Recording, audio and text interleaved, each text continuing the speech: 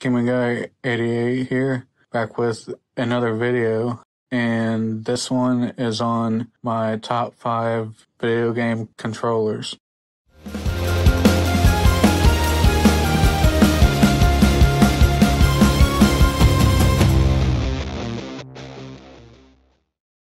Now, starting off at number 5, we have the Nintendo GameCube controller.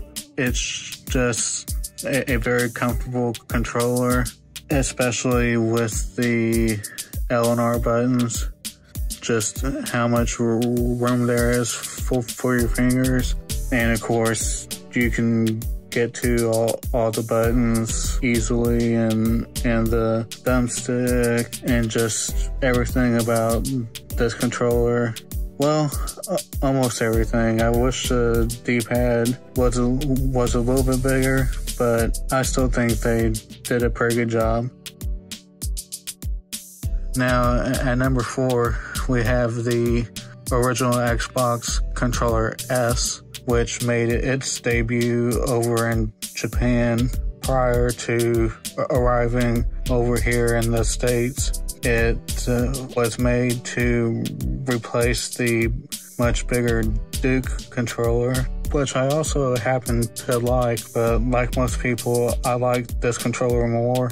It was now a common theme here with all these controllers is that comfort was a big thing, and they definitely nailed it with the original Xbox Controller S, just with the offset thumbsticks and just all the buttons here on the right.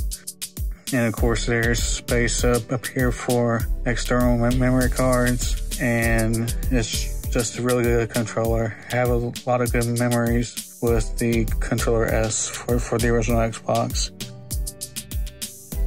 Now, here at number 3, we have the Xbox Series X controller, also now available in several different versions, but this is the original black one. Honestly, I really like the grips on the back and on the triggers, as well as the circular D-pad. Really like that a lot. All the Xbox controllers have the offset thumbsticks, which I really like. The Xbox Series X controller, very, very good. Now, coming up at number 2 here, which this controller really took me by surprise of how much I liked it. And I was a big fan of the PS4's controller, and when Sony made the PS5 controller, they took the formula from the PS4 controller and added a whole lot to it. I mean, the thumbsticks are similar, but with the haptic feedback and the adaptive triggers, it just adds a whole other dynamic to it. Yeah, that's the PS5 controller called the DualSense. It's the first controller they've made since the original PS1 controller prior to the DualShock 1 that wasn't called the DualShock. And then here at number 1, my favorite controller of all time comes from my favorite console of all time, and that's the Super Nintendo controller.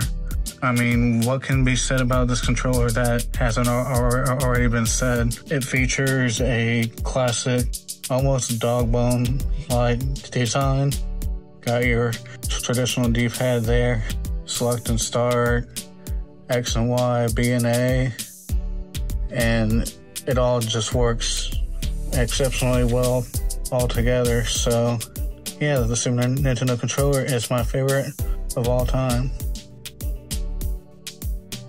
And that's about it. Thanks for watching, and until next time, this is my dog Xavier sleeping, and you all take care.